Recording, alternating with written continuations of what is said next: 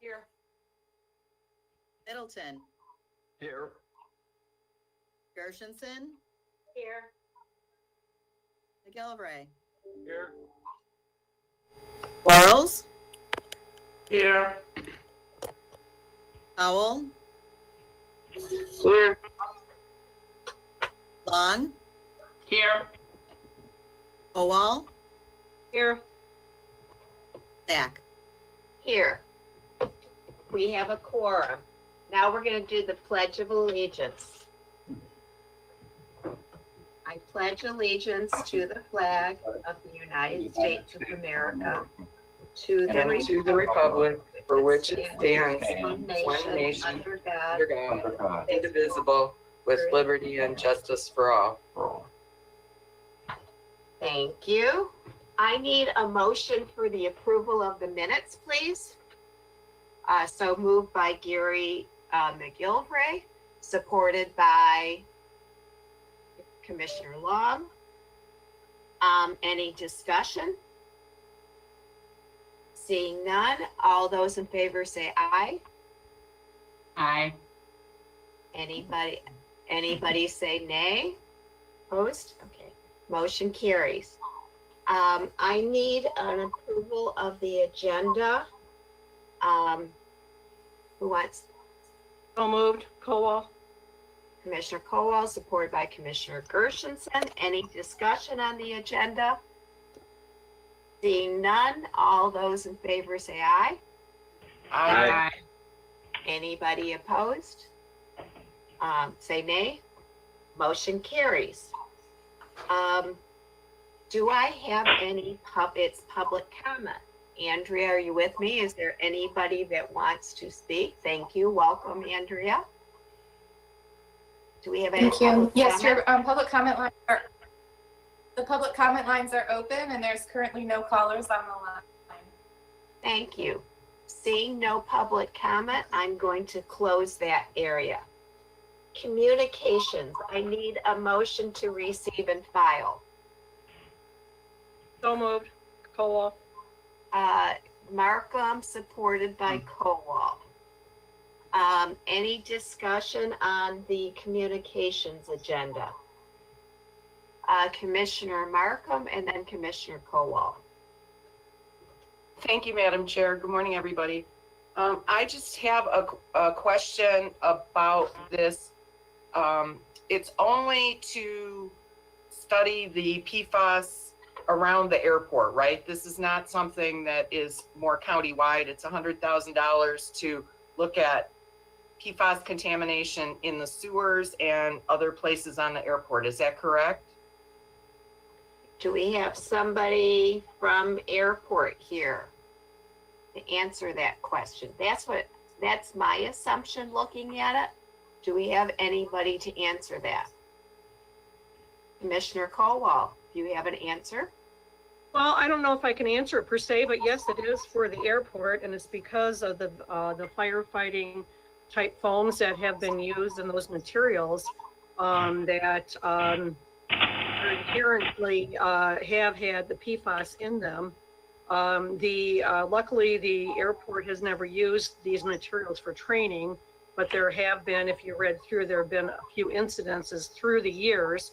So they just want to do test wells and make sure that, first of all, to make sure that none of this has, say, drifted off in a Williams Lake that's just north, and Pontiac Lake just to the west, and also to check out the storm sewers. So I think it's a really great proactive measure, and it's a good start to, because this firefighting foams and whatever have for decades, I guess, had PFAS in them. So I think it's a good start to, obviously, if you're landing and you've got an engine on fire, you're going to want that foam, or you're going to want whatever firefighting tools that they have available. So being that this has been used in the past, I think it's a great idea to be able to quantify what impact it's had on our local environment, and then where it goes from there, we'll just have to see. Thank you.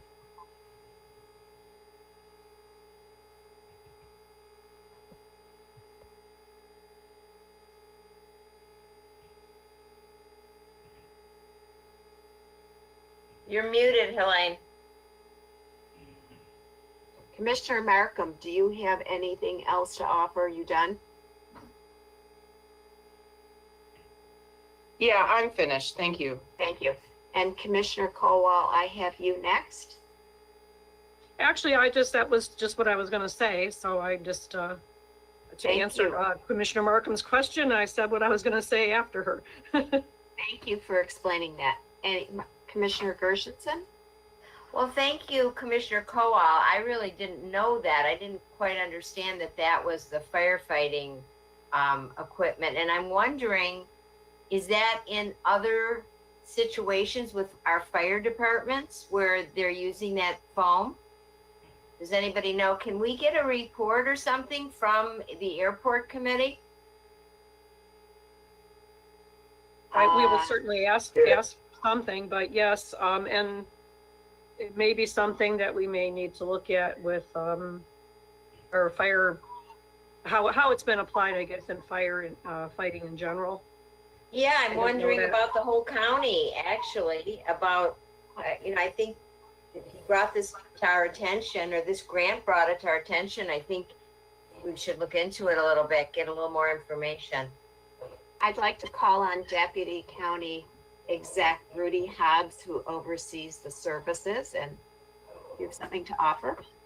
Yeah, so I was going to say, Commissioner Gershenson, I'll work with you to get your answers to your questions.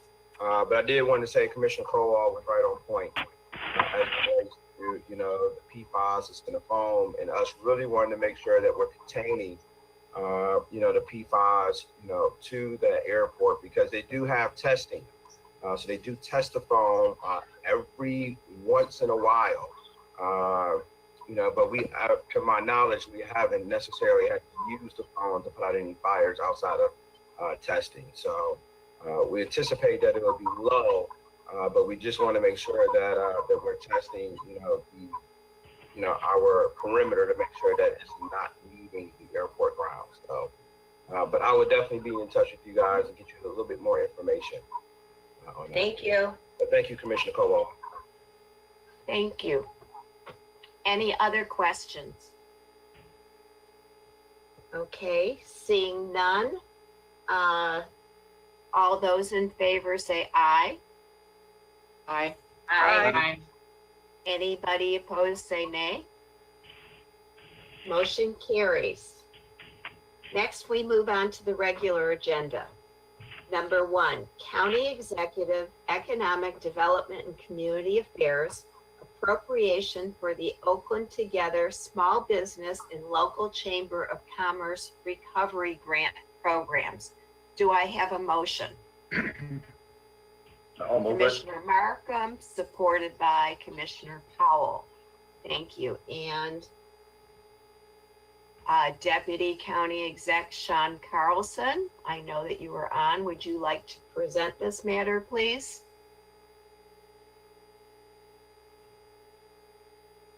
I don't see. Okay, he was on. It looks like he's still on, but no volume. Okay. Let me see if I can find him, or whether we should come back to this one. This is April. We're gonna go find them real quick. Hang on. Okay, thank you. We need a moment to find Deputy County Exec Carlson.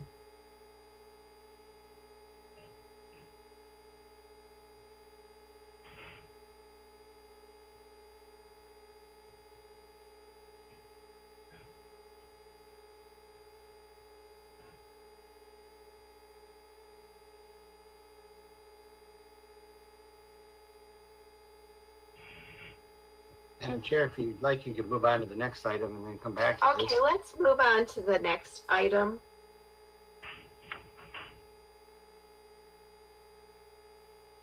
Okay, we'll come back to him. I see Dan Hunter's on, and he's on the list of contacts for item number 2. I think that we should okay, let's go to item number 2, and we'll come back to item number 1. Item number 2 is Economic Development, Community Affairs, Fiscal Year 2020, United States Environmental Protection Agency, EPA Brownfield Assessment Consortium Grant Application. Before we move this, I'm going to go back to item number 1. I do see Deputy County Exec Sean Carlson, and we have a motion and a second on the small business, Oakland Together Small Business Local Chamber of Commerce Recovery Grant Program. Would you like to present this, please? Yes, I apologize. My colleague, Mr. Hobbs, came over and said, "Hey, you're up." And I said, "How can I? You're still talking." So I had a tremendous delay here. So I apologize about that, but hopefully I'm in real time now. Otherwise, we've got problems. This is a resolution. If you recall back in March, we originally had a grant for $3 million for stabilization. Then we moved and put $12 million to move the $3 million up to $15 million overall for small businesses and stabilizing where they were at. This grant is to help with the recovery as the economy is reopening now. This is designed to help 20,000 plus establishments that represent 36% of the jobs. What we're talking about here is restaurants, drinking establishments, retail stores, personal services such as barbershops or salons or yoga spas. So those are the type of businesses that we're talking about in this recovery grant. I do want to point out that there was a couple of amendments that took place. Hopefully those are already reflected. I don't have that. The original resolution said 50 employees. When this went to the pandemic committee on Monday, it was amended to say 100 employees or less. So it's for small businesses with 100 or less employees. Of course, 50 or less employees in Oakland County represents about 93% of our small businesses. So adding 100 employees won't be the number that much, but we're in favor of that. The other thing that we had talked about, that this would be a grant that we would leave open. The original grant that we had back in March that we introduced, it ended up closing down after about 7 business days. We had over 7,700 applications, over $80 million worth of need. This application, we originally were asking for 8 weeks.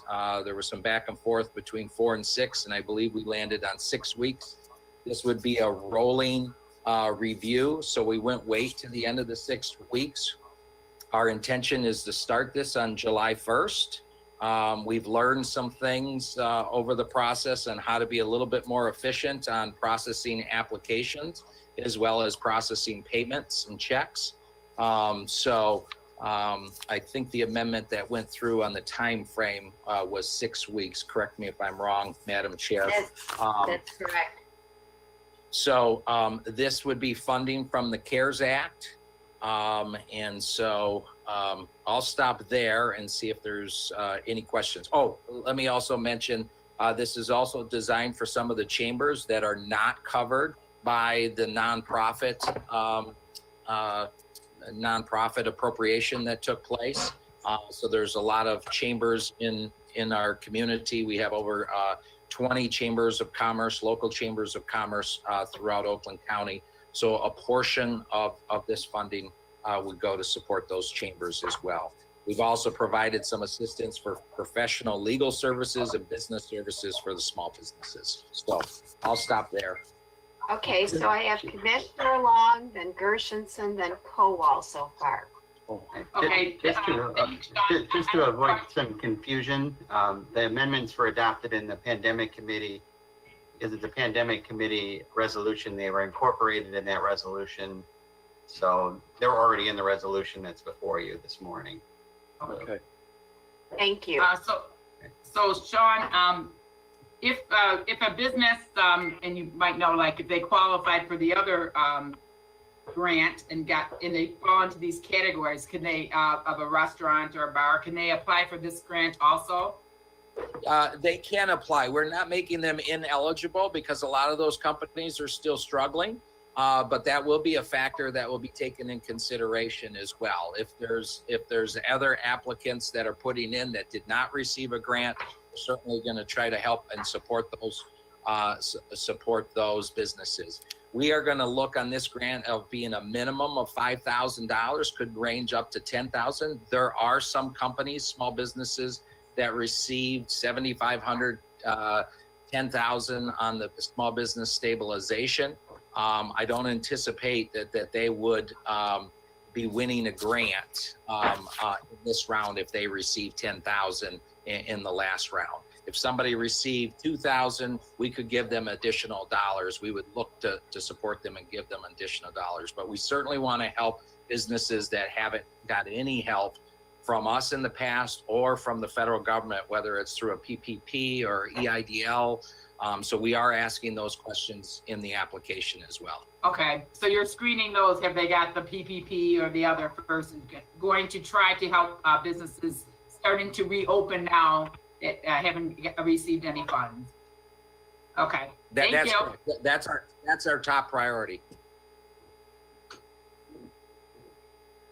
Thank you. Okay, so I do have Commissioner Gershenson, then Kowal, then Powell, then Quarles. Commissioner Gershenson. Commissioner Middleton's also been raising his hand. Okay, I will put Middleton in there too. So, Thank you. Thank you, Madam Chair. Sean, I'm really excited about this piece to the chambers. I have 3 in my community, and I know they've lost extensive revenues.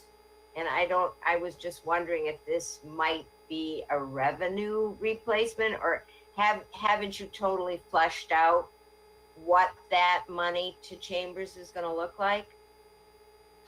We still have to make sure and verify with our consultants in regards to the utilization. But I think the chambers are a critical infrastructure and piece. I don't know if we can do revenue replacement. It's possible we can provide some support from a salary perspective, but they are critical to each of our small business communities and keeping our small businesses together. So there are things that we can work with them on and support. We've talked about, it hasn't been totally fleshed out, but we talked about, for instance, working with the chambers on what we would call like a pitch day, where how can we help some of our small businesses get over onto the internet and use the internet and web services in regards to this pandemic, which would not only be helpful now as we reopen, but more importantly, if there is a wave 2, and having those internet sales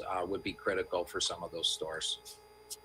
So is the money to the actual chambers, are you envisioning, or you're envisioning the chambers handing it out to some of their small businesses? To the actual chambers. Yeah. Okay, well, thanks. I'll look forward to getting some details on that. Thank you.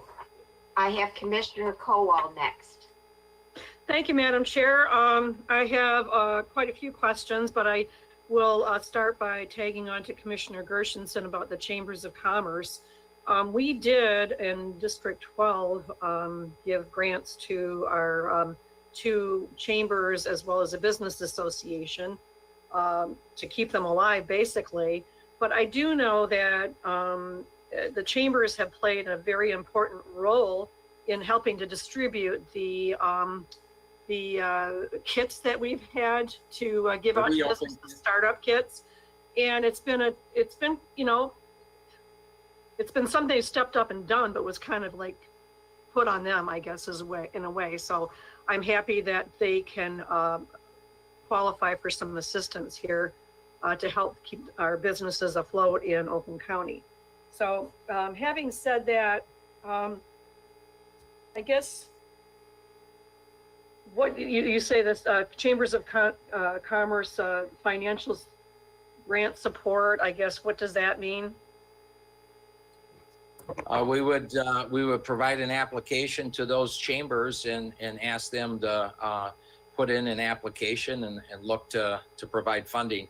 Of course, if they did receive some funding during the small business stabilization, and you are correct, there are a couple of regions that did provide some support to those institutions. There's many that did not. That would be a factor that would weigh in too. I do want to say thank you for pointing out on the Reopen toolkits. A lot of DDAs and chambers were instrumental in helping us deliver that. I want to caution on saying put on them. Many of them asked to be part of that distribution. We asked for them to be part of that, and they were anxious to play that pivotal role of making that connection too. So I hope they don't feel that it was put on them and that was a heavy burden. I think almost all of them volunteered and wanted to be part of that structure. So, but nonetheless, that has been successful. In part because of the chambers and the Downtown Development Authority's willingness to step up and help us distribute those. If I may, Madam Chair, yes, I'd just like to answer that, and perhaps put on them were poorly chosen words, and they did step up, but I think it was maybe kind of a bit more than they had in mind for what was involved with that. But I guess moving on, I'd like to know if I can get, there's a lot of different entities that are being included in this. There's businesses, chambers, there's professional, legal, financial, and IT services in Pierce, Monroe, and Associates. Is there any kind of a breakdown as to percentages of where this money is going to go to any of these entities, or just however it happens to fall out? So let me just mention first of all, Yeah. So Pierce, Monroe, and Associates in Guidehouse, there are professionals, financial advisors as it relates to the CARES Act. So in all of these resolutions, we make reference to talking with them to make sure that this is something that's eligible under the CARES Act overall grant. So that's a reference. There's none of the $32 million is designated for them in this grant. And in this resolution. So that's number one.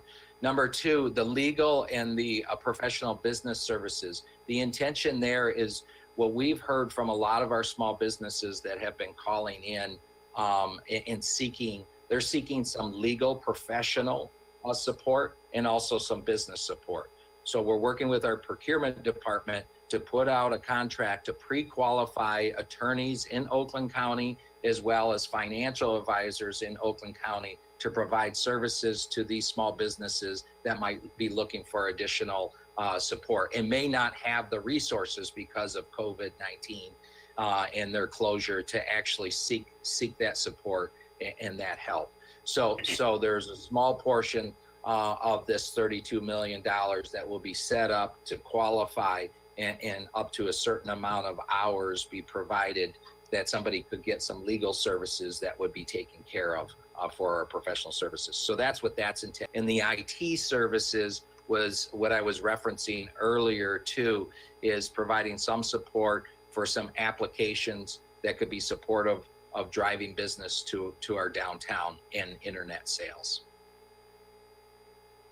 Thank you, Sean. And if you would indulge me with one more question, Madam Chair. Go right ahead. You've got the floor. Thank you. The fifth be it further resolved states that the standard policies and procedures agreed upon by the county executive or designee and the chair of the Board of Commissioners. Is there any way that the Board of Commissioners can actually have a little bit more oversight in this matter? You know, especially seeing as we're still in a state of emergency as to what these policies and procedures are, rather than have it be decided by the county executive and the Board of Commissioners chair. Thank you. I believe that there is, I don't know if, Madam Chair, if you want to answer that, but I believe that there is going to be an executive oversight similar to the nonprofit, which I think it would be representative of two Board of Commissioners and the county executive's office. That was my understanding as well. Okay, thank you very much for answering all my questions, Sean. Take care. Thank you. Next in line, I have Commissioner Powell. Hey, Sean, you had mentioned that there was some discrepancies or issues with issuing the payments. Can you kind of elaborate on what the temporary process will be? Or are we going to go find the administrator to administer these funds so we turn this thing around quicker? Because we both know first round, second round, people still haven't got their checks today. So I'm trying to figure out, and then the second piece to that question is, how much longer are they going to have to wait? Because I'm tired of these people calling my phone. And we need to be able to try to give them at least another extension of time, even if it's something we think is shorter. I just think about respect because they've been waiting so long. Is that it? So that's it for that, yeah, for right now, yeah. Okay, so thank you for the question, Commissioner. You are correct. Round one, we're at about 93% of the dollars paid out on round one, which, as you recall, was $2.3 million. There are a few individuals who applied in that round that we're still reaching out to. And there are a few businesses that sent us the money back saying that they were no longer in business, that we sent the check. So it is very important for us to maintain the integrity of the system and the processing. We can't just write checks. We need to verify what they call TIN numbers, tax identification numbers, as well as banking information as we're sending this. And so there are steps and processes that we've been taking to speed that up a little bit more. And so it is going a little bit faster in round two. We're at, I believe, day 22 in regards to business days, in regards to making the announcement on who was awarded grants in round two. And so we are about 35 to 40% of those applicants being paid. We are working on making those payments faster, and hopefully we'll be at 60% by Monday. And so we've been taking steps to get that money out faster, but we also want to make sure the right people are getting paid. There have been, and people try to, there are some folks out there that are nefarious, and they'll see somebody and then they'll try to come into the system and claim that there's somebody else. So there is an identification process that we need to go through. So as much as we'd like to turn around the money as quick as possible, just understand that we're trying to balance and make sure the right folks get the money. That being said, there are some lessons that we've learned in round one and round two. And so we are building the application to collect the tax identification number and the banking information number up front so that there's less handoffs with the contractors and the vendors. Because we have over 500 applications in round two where vendors, people who have applied that we've awarded the grants that have made mistakes. And so we're trying to reach back out to them because their information. So that has slowed the process as well. But all that being said, we're making some adjustments going forward. Oh, okay. And then, so we're just making adjustments and it's still probably gonna run the same way that it was running with us correcting things. So we're not going like the administrative way and all that stuff, right? When you say administrative, when you say administrative way, are you talking about outsourcing to a third party? Yeah, to issue the checks. Would that speed up the process any if we took that or no? I appreciate that question, but I think we've made the adjustments. We've been working with IT so that we're minimizing the number of handoffs and still making sure that we're securely paying the right people at the same time. So I'm confident in the approach that our economic development team, purchasing, and IT team has come up with the right solution for this recovery grant period. Okay, and did I hear correctly? this will, the business, as long as everything is passed tomorrow, the business stuff will kick off on July 1st. The application to go live around that time, maybe July 1st. Thank you. That is the date that we're shooting for, Okay, is shooting. July 1st. Yes. Potential date. And then just to get clarity for what Commissioner Long wanted clarity for. If they applied in first and second round, the goal is maybe to close the gap of 10K being the max, and they can reapply, correct? Yeah, we wouldn't consider it a reapplication because this is a brand new grant program. So Okay. they are eligible to apply. We'll apply. Rebecca? Okay. All right, thank you. Thank you, Chair. I just realized I need to.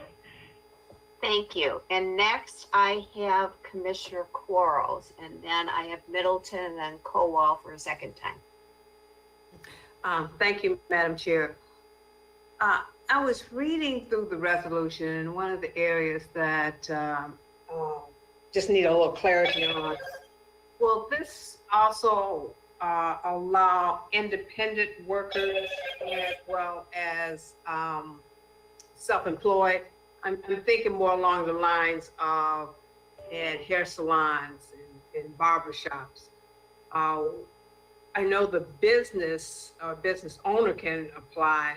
How about the workers in there that provide the service? For the, because what I'm hearing or have been told, what I have been told is many of those workers are not getting compensated at the amount that they received in the past, or are able to make the amount of money weekly that they used to because of all the restrictions and regulations that's put in place for safety reasons, of course, and they understand that. But does this help the actual worker at all, or is this just for the business? This grant is designed for the business. So it is designed for a barbershop owner who might be a proprietor. If he has some 1099 employees working in his shop, this does not cover those 1099 employees. It would cover the owner applying, and however the owner, if he or she was interested in distributing those funds and in supporting their workers, would qualify as an eligible expense from a salary perspective, but it does not cover, this isn't intended for 1099s. It is, it doesn't mean that you have to rent or be in a brick and mortar though. We did want to account, there are some of our communities, such as Highland, Rose Township, Holly, where a lot of people operate out of their home. And provide some very valuable services to not only their community, but to the county. And so we are taking that into account as well. So those folks are eligible. And I just use Highland in that as an example. That can happen anywhere in the county, but folks that might be providing critical services, plumbing services, or any of those things, and have considerable assets as well. Are eligible under this grant program. So I guess the key is if the individual is incorporated or LLC, they will be recognized as a business, although they are maybe working out of a brick and mortar that someone else owns. They would be recognized if they have an LLC and they put in for the grant. They would be recognized if they were using their LLC or S corp or whatever, however they were incorporated. They would be recognized. And then there would be a question of what kind of rent payments do they have? What are their assets? And those are critical questions. Okay, thank you. Yes. Now I have Commissioner Middleton. Yes, thank you. Sean, is the selection process going to go through the districts the way the first rounds went? Or are we just going to go to the Pierce, Monroe and Guidehouse, are they going to make the decisions? Yeah, let me state on Pierce, Monroe, and Guidehouse that whereas that they're not making the decisions, they're giving us overall advice so that we have confidence when we roll out this resolution. So I just want to set that aside again. We are building the application so that we can score the application as it comes in. So we are working with our IT department. It will be an online application so that we can have our scores automated right away. This is critical. We've mentioned about trying to speed up the payment process from once they're awarded, but we also want to speed up the review and the evaluation process because that takes 2 to 3 weeks on average in the past as well. So it's our intention to move faster on the review and faster on the processing of the payment on this recovery grant. So, Go ahead. Yeah, so that's to suggest we are still using the 12 district models in regards to distribution of funds so that they're equitably shared across the district. We are using that model, but we are not going to impanel 12 different panels across the county on this grant. Okay, in the previous, some county commissioners had able to view the process and be part of the process, and that's being eliminated. I think there will still be input from at least 2 commissioners based upon the review committee that's being set up. Okay. Thank you. I just want to clarify something that came up in pandemic when we talk about the districts. There was, and we asked this, we had a proportionality amount that was distributed based on the number of businesses in each district. And we're going to use that same type of proportional formula in distributing these small business grants to make sure that we are going to distribute across the county. Isn't that correct, Sean? Yes, we intend to use that same methodology. Okay. Commissioner Middleton, are you done? Okay. I'm going to move back. I have Commissioner Colwell, but I'm going to recognize Commissioner Markham for a first time, and then I'll move to Commissioner Colwell. Okay, thank you very much. Most of the other commissioners asked the questions that I had, but this last item where we still are dividing the county into 12 districts, but you're not going any finer than that in terms of, Sean, you and I know that I had some situations out in our district because of the disparity between the size of the communities and the amount of businesses in each one, and that caused some issues. So you're not going to cut it any finer than the 12 districts across the county, is that correct? We are gonna put it in the 12 districts, and we're gonna also look at the cities, villages, and townships. We want to make sure that the funds are distributed as fairly as possible. Can we get to the exact percentage? We're gonna try, but I guess my point to you is that part of this is it's dependent upon the applications that come in. If there's one region that might suggest that they only have 5 applicants to come in, and another region has, part of the district has, 50 applicants that come in, we're gonna be balancing that. So the dollars may not be balanced perfectly. It'll depend upon the number of applications come in. So does that make sense? Yeah, that seems more reasonable. I mean, you and I have talked about this. I feel that the situation the last 2 rounds really penalized my community for a number of reasons. So it sounds to me like you're taking a broader swath to this that will be more equitable across the district, which is what I would be looking for. Yeah, we learned a lot of lessons in the first one. I still stand by that process and how we did that. And we involved the local communities and they established their own standards. I will say that there were some communities and some districts that said, hey, This is how many picks you can get from your city. This is how many you can get from your village or your township based upon the distribution. As you know, Commissioner Markham, that did not happen in your district.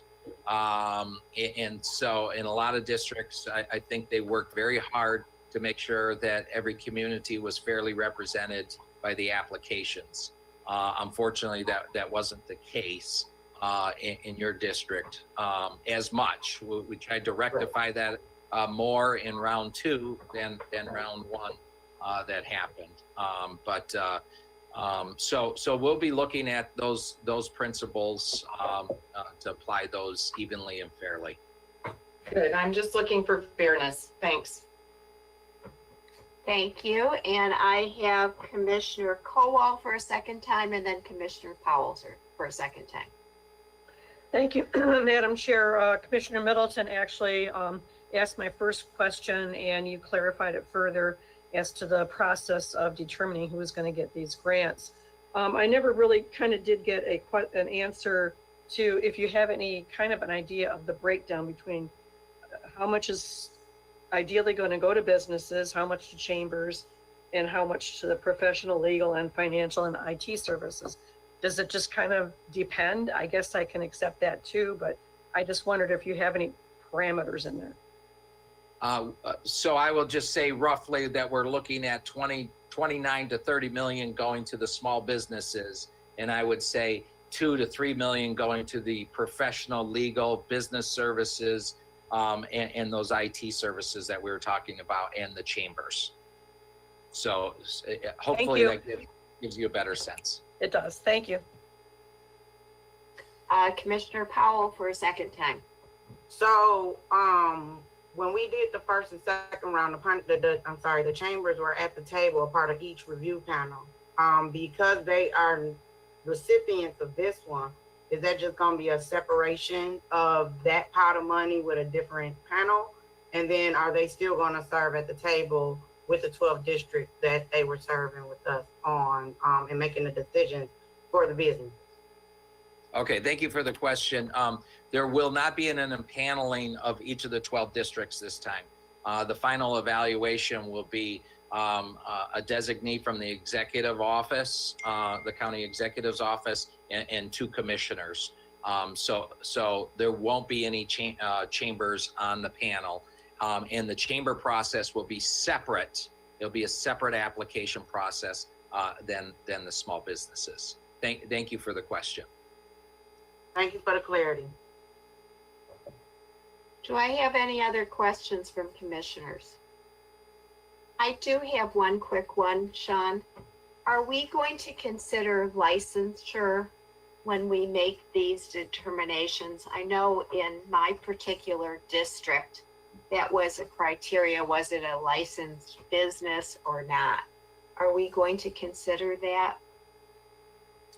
Thank you for the question. I know we've been working through an application. I'll ask that. I think it's a very, very good question. And we should have folks licensed. I absolutely support that. Thank you. Any other comments or questions?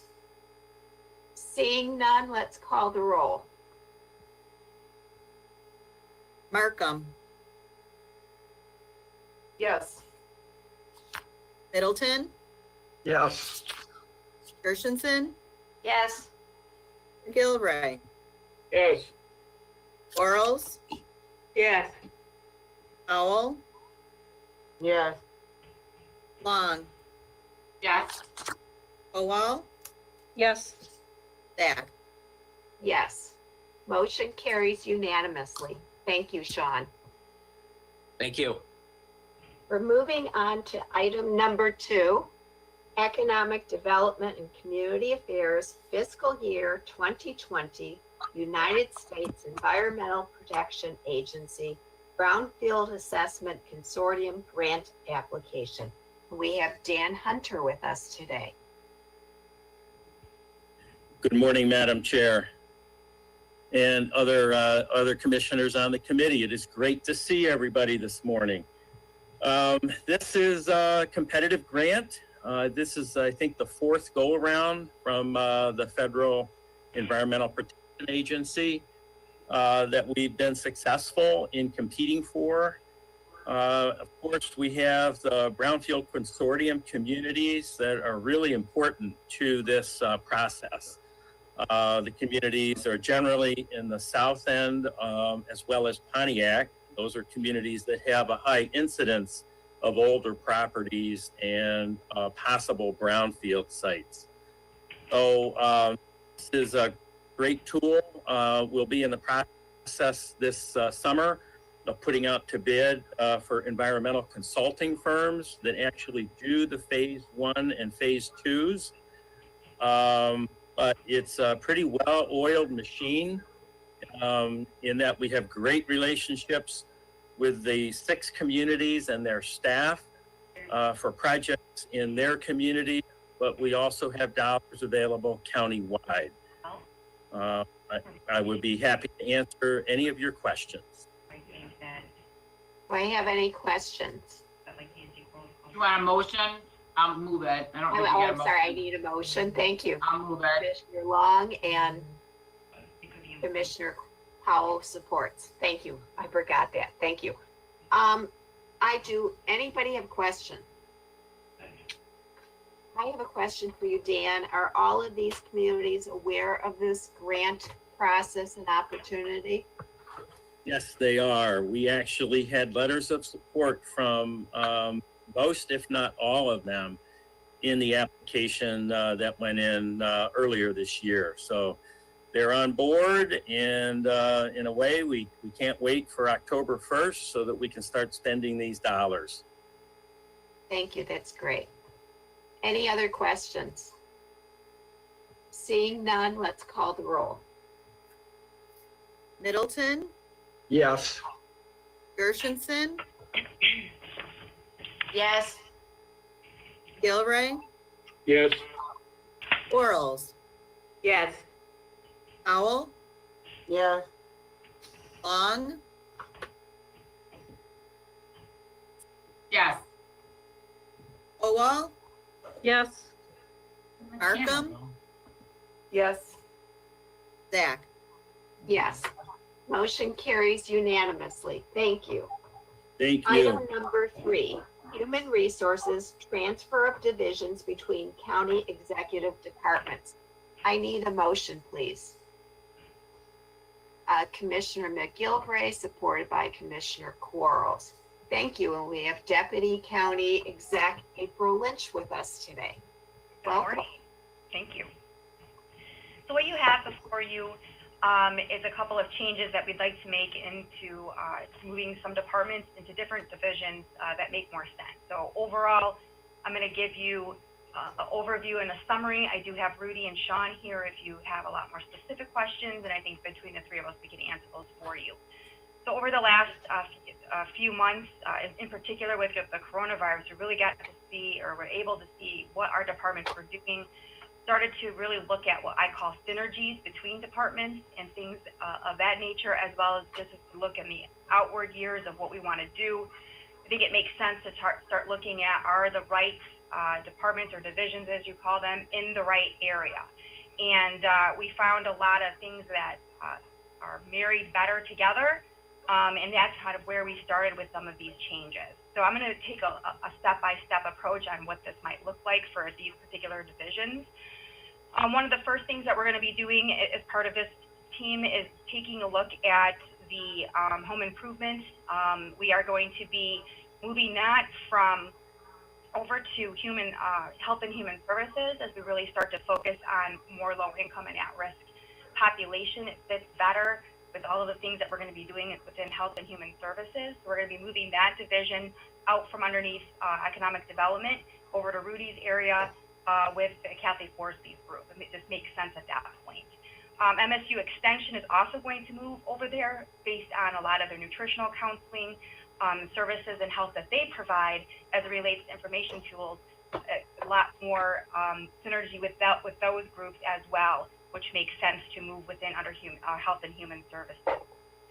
With that, we're also going to take Children's Village out of health and human services and move it over to public services due to the leveraging the other services that we have in public services, in particular community corrections and things of that nature will fall over in Paul Newman's group. So again, we can kind of work together with some of those departments. Another one that we're going to move that's different as we move away from health and human service conversation is just a business model of moving compliance to management and budget. It shouldn't be with purchasing. It actually should be compliance should be over making sure that purchasing is in compliance. So it's a little bit of a conflict of interest. So that's why we would move that under management and budget. The other thing that we're moving is veteran services is going to move under workforce development and expand those services.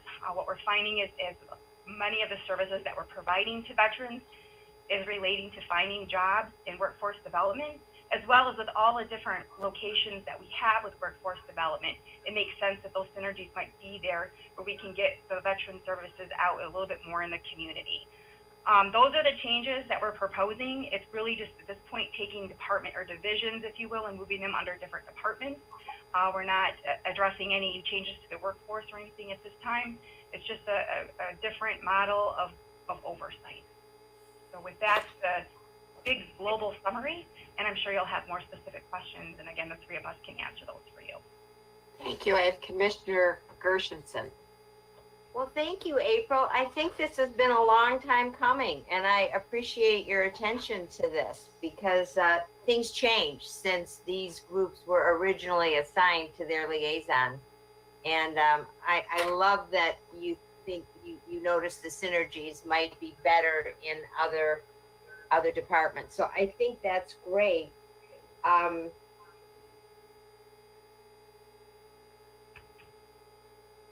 So I'll stop there. I'll wait to hear the other questions, but I just really appreciate the effort that went into this. Thank you.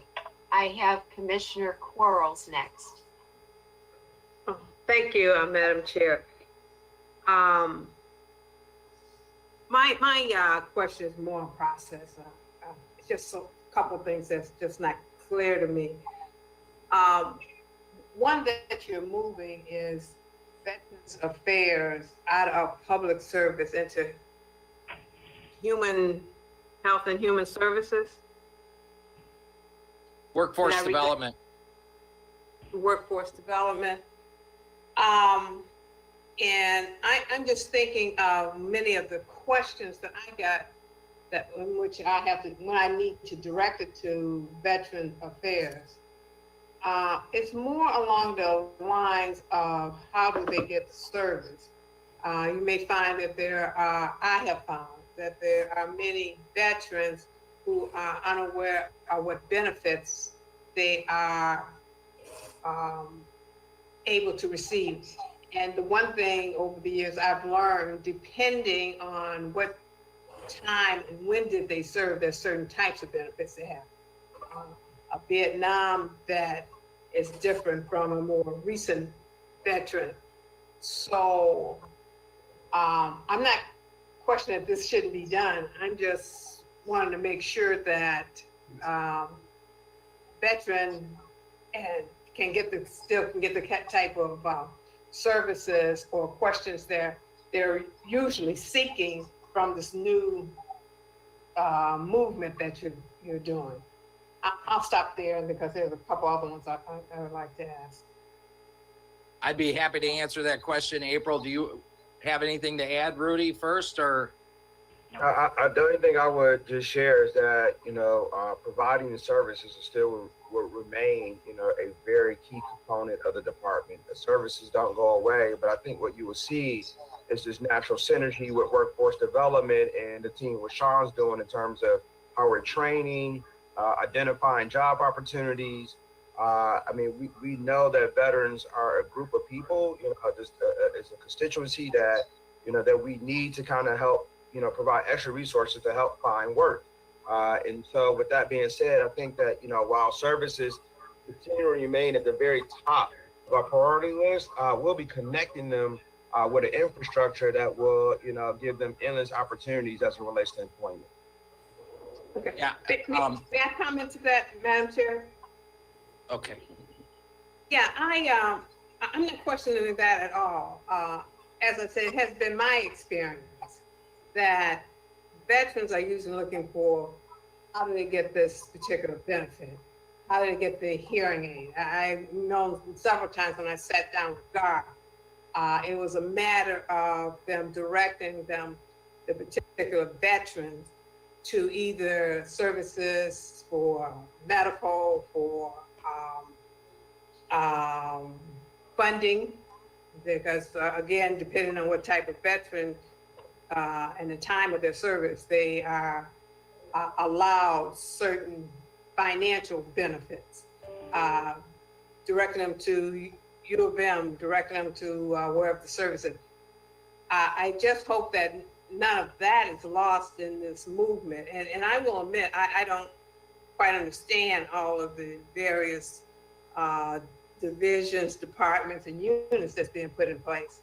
But as long as you can assure me that the veterans won't lose those type of things, as well as the other question I had, and that is on public service. As I read this resolution, it seems like many of the different divisions and units are moving out of public service and to someplace else. Are we depleting that, and is the money going to follow as the movement take place? And I apologize for all the questions. I did call last night to have talked to, but wasn't able to connect with anyone. Yeah. Sean, So let me take answer that question first, and then I'm going to turn that over to Rudy on the public services piece, because you asked a two-part. You don't need to hope. Let me assure you that the services for the veteran services will not drop from where they're at. I am very excited. As a retired Air Force veteran, I can assure you that Garth will continue to do the great job that they're doing, and we'll look to have new heights to where we're going. But this is an important move. Where we miss most of our veterans, of the 60,000 veterans that are in Oakland County, where we miss them and where we don't capture them is when they leave the service. When they leave after their 2 years of commitment, whether it's been on the high seas in the Navy or on the ground in the Army or in the air with the Air Force. Where we lose them is when they come back to Michigan and they get a job somewhere else, or they don't get a job somewhere else. This gives us an opportunity to capture those veterans right away with the workforce development and synergize. There's things going on with the VCAT right now that are part of the workforce development. So I'm excited about this move, and you don't need to hope that the services will drop. I assure you 110% that these services will not be dropped and will improve. So I'm very excited about this move, and we will capture more veterans with this new model moving forward. So the other pieces of the public services, I'll turn it over to Rudy to answer that question. Yeah, I appreciate your question, Commissioner Quarles.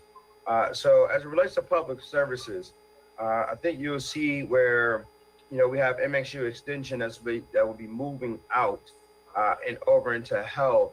As April kind of shared a little bit earlier, there's a nutrition component that we really should tie into the health piece and really be able to leverage some of the resources that come through the extension through USDA as it relates to nutrition. And then the veteran piece, I think we just kind of explained that. But what you should also realize is that we're really moving a major department into public services, and that's Children's Village. And so what you'll start to see is the synergy between community corrections and the work that they're doing. I'll be honest and just let all you know, I think the world of Barb Hankey and the work that she does over at Community Corrections. She is a true expert in her field. And so with that being said, having a synergy between our Children's Village and our Community Corrections, I think is really, really important as we move forward with, all the different type of reforms that we will want to implement, the initiatives that we would like to see, the model that we would like to create, around juvenile justice and criminal justice here in Oakland County. So I think you should also understand that, to kind of bring it full circle, that we moved a major department into public services. Okay, and my last question is, as I was reading through this, the couple of the new divisions that you're creating, such as the one within HHS and home improvement, I assume that that's going to be within the Department of Human Services? Like I said, I'm just trying to follow the. Yeah. So change. Health and Human Services will now include, in addition to health, it will also include Homeland Security, and it will also include MSU Extension, and then it will also have housing. Okay, so, and therefore the personnel are going, I don't think there's going to be any movement, but they will now be classified up under that department. Yes. I'll stop there. Okay. Thank you, Madam Chair. Okay, with that, I have Commissioner Kowal. Thank you, Madam Chair. I guess two questions. One has to do with Veterans Services and the other one has to do with MSU Extension. I'm taking it that before making this move that there was outreach to the various veterans groups to get their input on this move. And then as far as MSU Extension, it is more a component of it, yes, is the health aspect, but it's, you know, it's ag, it's the everything that we're talking about now with identifying plants, especially invasive species, the whole, whether it's local growing questions, what's happening if you're going to put it in health, and what happens to the other aspects of MSU Extension that we have known throughout the years? It doesn't go away. I think, you know, when I think through, you know, ag, I think about all the things that you just said, right? You know, there is an environmental component to health.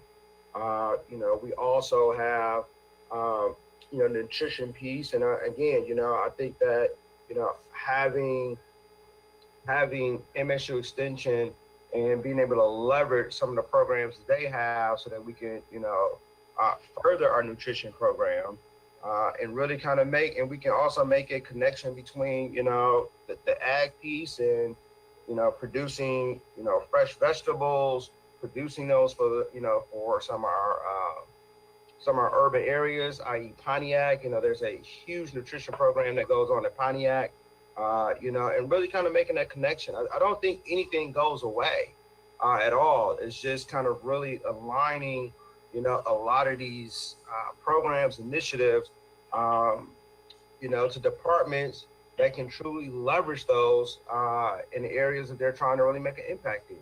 And I think that nutrition is a big piece in health. And having MSU Extension under it, I think it's just gonna make it stronger. I really believe that, you know, we're gonna be doing some really good work here and being able to highlight, you know, some of the things that MSU Extension is doing, where it was sitting off in public services. You know, when you look at the other public services, there really is, you know, there was very little synergy that was happening there with MSU Extension. MSU Extension was kind of, you know, off on its own, and it was doing good work. It was off on its own, but now it could be a larger part of a conversation. So I'm really looking forward to seeing how Kathy and Leanne and some of the initiatives that they have going over there around health and nutrition to really figure out how they can truly leverage this. I'm excited, actually. Thank you, Rudy. And I wonder if maybe Sean is still around, or if somebody can answer my question about the outreach to the veterans groups regarding this reorg. Thank you. Yeah, I appreciate the question. And certainly there would be an outreach if we were looking to close an office or reduce the amount of services, but the services are not going to change. Garth is going to continue to run a great shop there. What we're looking to do is synergize with the workforce development. Basically, I would be asking veterans if what they thought of being over with Mark Newman versus Jennifer Llewellyn in regards to reporting structure. I mean, so to reach out and ask veterans how they feel about that. The services, the number of offices that we're providing, it is not changing, is not being diminished in any form or fashion. All we're doing is enhancing by being part of the workforce development. Thank you, Sean. Thank you. I have Commissioner Gershenson next. Thank you. I just wanted to comment that I work with MSU Extension a lot, as I know Commissioner Middleton did. And several of the committees that I work on are related to the health department. So that really seems like a natural fit. The Healthy Oakland Partnership is one of them that I'm really thinking of. Also, could you explain why a public hearing is necessary?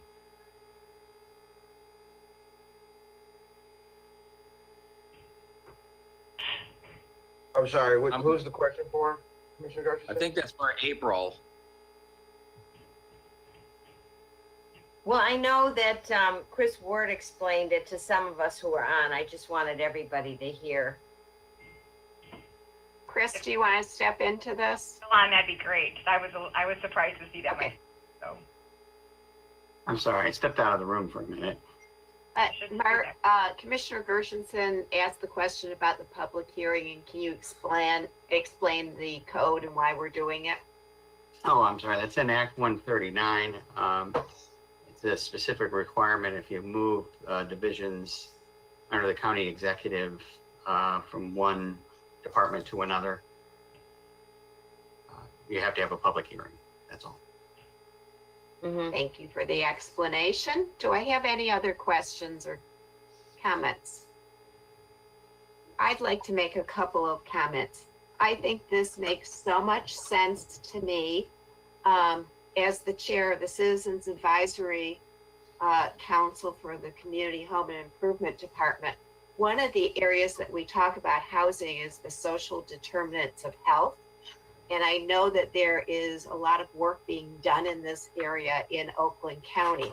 So moving housing into health makes a lot of sense to me. I think that will enhance what we do. One of the things about veteran services, I love our veteran services department. And now we have the opportunity to bring the services geographically throughout the county into workforce development offices. I've had conversations with Garth once we had that new computer about bringing a counselor down to the south end. I think we'll have greater access for veterans if we have these workforce development offices that we can use. Also, the MSU Extension, they do a tremendous amount of education on lots of healthy topics.